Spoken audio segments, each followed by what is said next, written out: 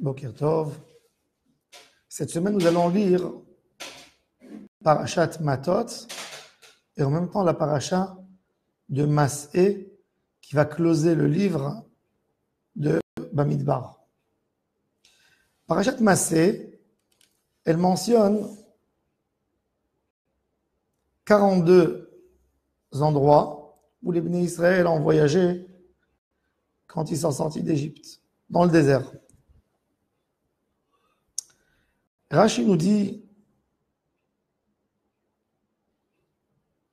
pourquoi on mentionne tous ces 42 endroits. Il faut savoir que ces 42 endroits n'étaient pas suivis, ça veut dire chaque année ils ont déménagé. C'était première année, par exemple. Première année, on a voyagé 14 endroits différents. D'accord?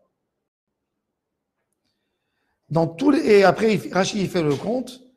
Tous les 38 ans, ils ont fait 20 voyages. Ça va en moyenne. Tous les 2 ans, un déménagement. Et pourquoi la Torah, elle a précisé tous ces endroits? Pourquoi c'est tellement important de savoir qu'on était à Ramesses, Sukkot, Elima, Dovka, Alouche, Refidim? Pourquoi c'est tellement important? Quelle est l'importance de savoir tous les endroits où on a bougé dans le désert? Alors, il y a plusieurs raisons dans les commentateurs de la Torah. Il y a le Rambam qui nous dit dans le Guide des Égarés une explication très originale. Il nous dit c'est pour éviter que les peuples vont dire vous êtes des menteurs, vous n'êtes jamais sortis d'Égypte, c'est pas vous les Hébreux. Alors la Torah elle te dit les endroits, tu peux vérifier toujours ces régions dans le désert. Tu peux aller vérifier, il y a Elima, il y a Dovka, il y a Alouche, il y a Rimon Paretz, tous ces endroits existent. Rashi nous dit que ça ressemble à un roi, que son fils était malade, et il a pris son fils pour le soigner. Ils ont fait un long voyage, et en fin de compte, l'enfant a guéri. Et quand l'enfant a guéri, le père, il raconte à son fils, tu sais, quand on est parti en route, ici, tu as eu de la fièvre, ici, tu étais malade, ici, tu étais là, ici, tu étais là. Faire, même dans la vie personnelle de l'homme, un arrêt, un stop, et de penser sur tout ce qu'on a passé dans la vie.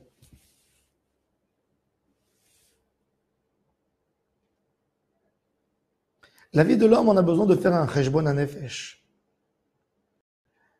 L'homme, dans sa vie, il fait un long voyage. Il fait un long voyage. Ce voyage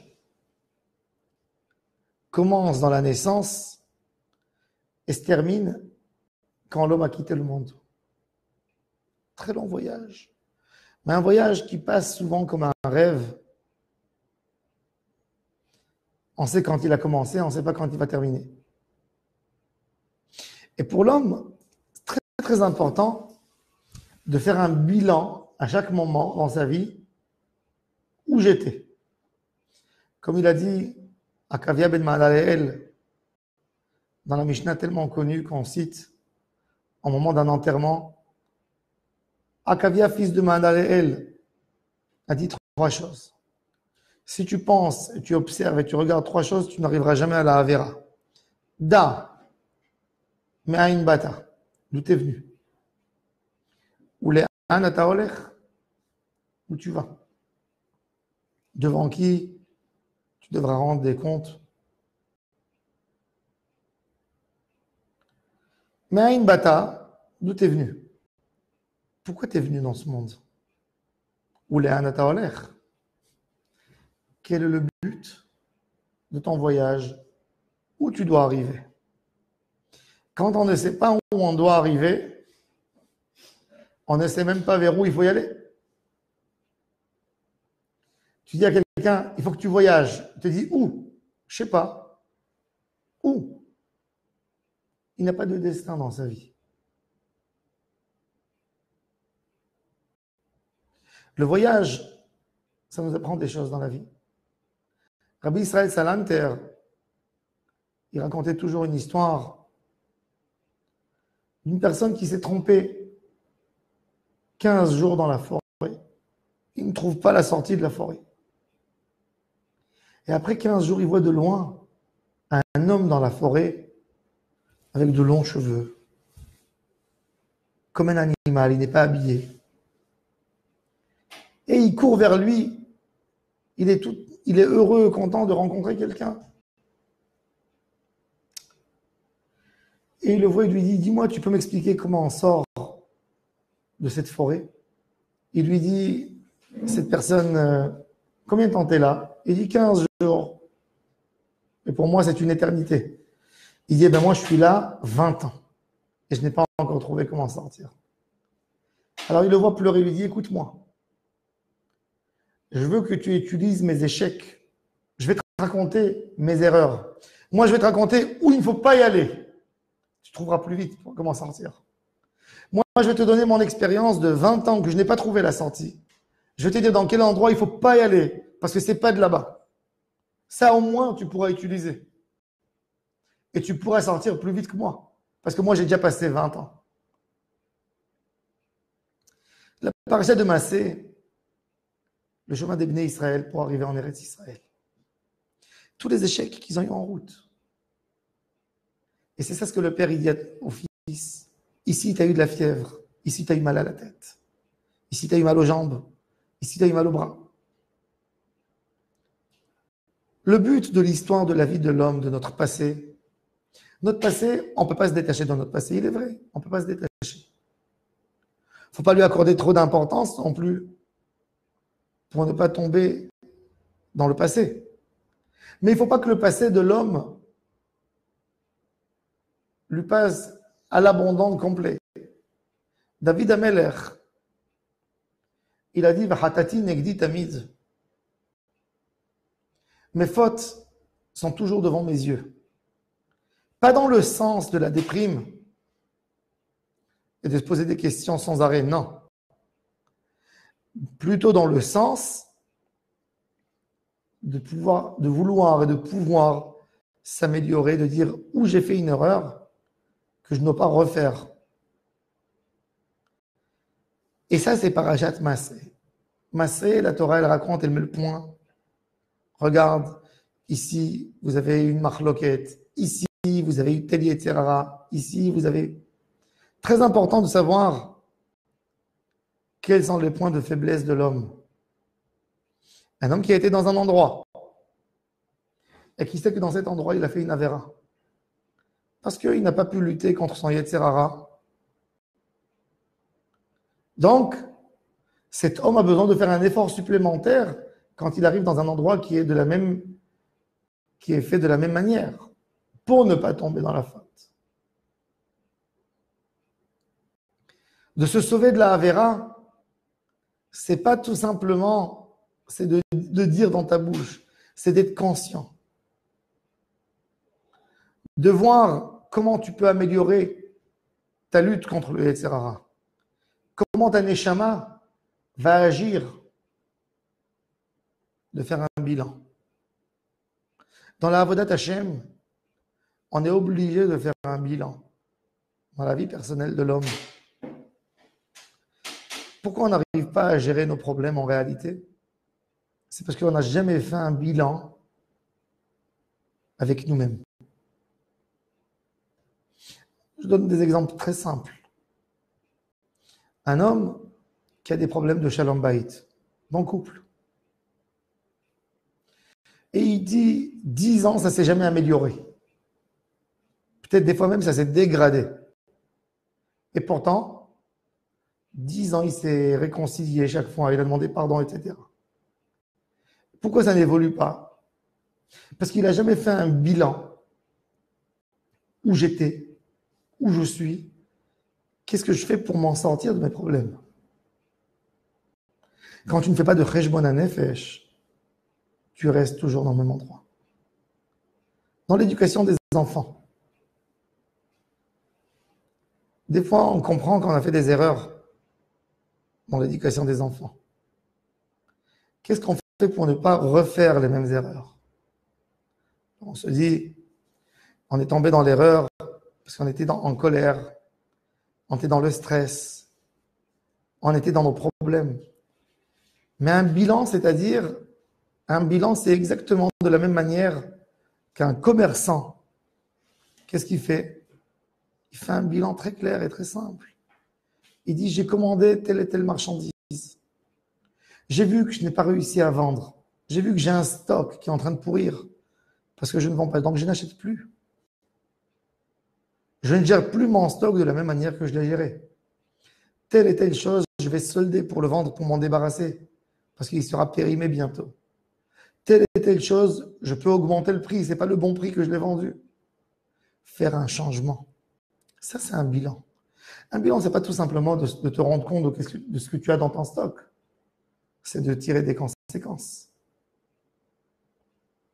Et ça, après l'histoire de Bamidbar, un livre chargé d'histoire. On a eu l'histoire de Korach, les enfants de Aaron, Meriva, les Meraglim, Midian, des histoires et des histoires. Et la Torah nous dit stoppez tout maintenant. Parashat Massé, concentrez-vous dans le bilan. Rementionnez à chaque fois de nouveau où j'étais, où je suis tombé, où j'ai échoué, où je me suis mal comporté, où je peux m'améliorer, où j'ai bénéficié. Tout. Mettre tout devant l'homme. Le Pélé Yoetz, il dit qu'un juif, tous les 10 jours, doit s'enfermer dans une chambre et d'être courageux avec soin, de faire sortir une feuille et d'écrire tous ses échecs des 10 jours passés. J'ai dit un mot qui n'était pas en place. Ma colère, je n'ai pas réussi à la gérer. J'ai eu un problème. J'ai pas su éduquer mon fils. J'ai crié. Je me suis emporté. J'ai peut-être menti. J'ai fait ceci. Il fait tout. Tu écris tout sur une feuille. Tu écris. Tu écris aussi les bonnes choses que tu as fait de l'autre côté. Mais vraiment, les bonnes choses entre toi et Hachem. Tu relis après que tu as fini d'écrire. Tu relis ta feuille. Et tu dis, à côté de chaque chose, tu dis, comment j'aurais pu empêcher cette histoire de venir? Ça, c'est venu parce que j'étais très stressé. Et comme j'étais stressé, donc quand je stresse, il faut que je fasse très attention de ne pas être à côté de quelqu'un, à côté de moi, parce que je ne sais pas gérer mon stress. Comment je suis tombé à la colère? Comment je suis tombé dans le mensonge? Comment je suis tombé dans le lachonara? Et tu écris quelles sont les choses qui t'ont amené à fauter. Après, tu prends la feuille et tu déchires. Mais tu as fait un bilan, moi. Tu as fait un bilan. Tu sais où tu es. C'est que comme ça qu'un homme peut évoluer. Tant qu'un homme ne s'est pas arrêté, n'a pas fait un bilan avec sa neshama, il sait qu'il doit changer. Mais il n'a jamais pris au sérieux. Il n'a jamais fait un vrai bilan. Cheshbon HaNefesh, c'est le bilan que l'homme doit faire toute sa vie. De la même manière que tu dois stopper, que tu dois contrôler. J'ai parlé hier avec un assureur. Il m'a expliqué, il m'a dit qu'il y a des gens qui ont pris un crédit pour la maison. Et que 3 ans après que le crédit finit, ils payent encore l'assurance de vie pour le crédit. Des gens qui, dans un moment de stress pour obtenir le crédit, ils ont pris n'importe quelle assurance. C'est exactement, ça ressemble à notre vie personnelle de tous les jours. Pour obtenir quelque chose, tu vas très vite pour l'obtenir, mais tu as fait des mauvais calculs et tu payes. Mais tu ne te rends pas compte. Tu dis, je vais arranger. Quelqu'un, il a 10 abonnements de téléphone. Il n'en utilise que 2. Demain, je vais m'occuper. Demain. Quelqu'un d'autre, il dit non. Il regarde, il dit à la fin de l'année, ça me revient 3000 shekels en plus. que j'aurais pu prendre un billet d'avion, j'aurais pu aller me reposer, j'aurais pu prendre un hôtel, j'aurais pu faire profiter mes enfants.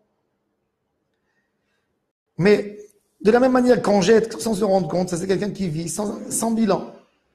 Et à la fin de l'année, il se rend compte, il se mange. J'aurais pu gagner de l'argent, j'aurais pu économiser, j'aurais pu faire ceci. Mais pour l'âme, c'est beaucoup plus important. Il y a des hommes que quand c'est de l'argent, ils font le compte. Mais quand c'est un neshama, jamais ils s'arrêtent pour penser où je peux m'améliorer. Comment ma vie peut devenir meilleure? Ils ne pensent pas.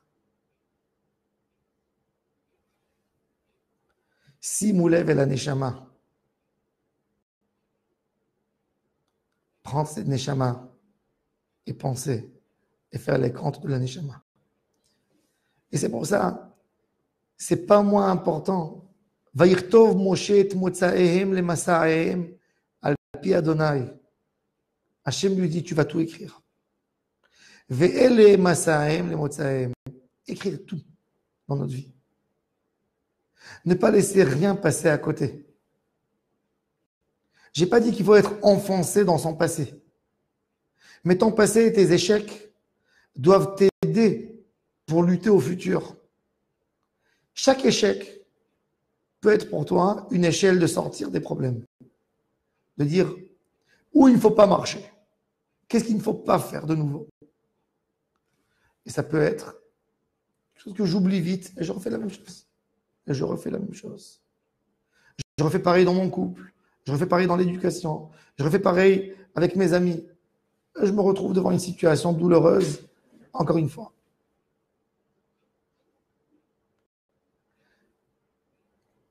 Tout contrôler, c'est dur. Mais c'est encore plus dur de se retrouver devant une situation sans contrôle. Il faut s'habituer. C'est une question d'habitude. Quand quelqu'un s'habitue, c'est vrai. Toute chose qu'on fait au début, c'est très dur. De t'asseoir, de décider de t'enfermer dans une chambre. T'enfermer dans une chambre, d'éteindre ton téléphone et de dire, de prendre avec toi un cahier ou une feuille avec un stylo, de t'asseoir et d'essayer de te concentrer à pouvoir écrire sur la feuille tout ce qui s'est passé avec toi dans la journée. Toutes les mauvaises choses. Toutes les mauvaises choses. Pas se faire des réductions pour soi. Pas dire, non, j'ai pas envie de toucher, je suis bon, ça va, ça ira. Ne pas avoir peur de toucher les endroits au plus profond de ton cœur. Pourquoi j'ai agi de cette manière? Pourquoi j'ai fait ceci? Pourquoi j'ai dit ça? Pourquoi j'ai fait cette remarque? Pourquoi j'ai parlé sur la Shonara? Pourquoi j'ai vexé tel? Pourquoi j'étais un homme qui n'était pas agréable? Et d'essayer de trouver. Et si tu n'as pas réussi à trouver tes problèmes, au moins tu as noté, tu sais que tu as un problème. Et tout doucement avec ça, on trouve la force nous-mêmes. L'homme, il sait exactement comment se soigner. Le problème, c'est que l'homme ne va pas avec sa neshama jusqu'au bout. L'homme sait exactement où il a mal, où c'est blessé et comment soigner. Parce que la preuve, c'est que quand il a peur de perdre quelque chose, tu vois comment il se tient à carreau. Donc l'homme sait exactement qu'est-ce qu'il a à gérer. Son vrai problème, c'est qu'il ne veut pas affronter le moment de Cheshbon HaNefesh. Et c'est exactement ça. La Torah, elle te dit, tu passes pas au livre de Dvarim. Tout ce livre de Bamidbar, c'est un livre avec beaucoup d'histoire. Tu t'arrêtes et tu nommes tout ce que tu as fait. Et tu t'arrêtes sur les choses. Tu dis où je devrais améliorer, où je ne devrais pas améliorer. Que Bezat Hashem, ça soit devant nous toujours et qu'on fasse un Cheshbon HaNefesh. Que tout soit clair pour nous. Et de là-bas, c'est un bon point pour redémarrer d'une meilleure manière. Baruch Adonai Le'olam. Amen. Amen.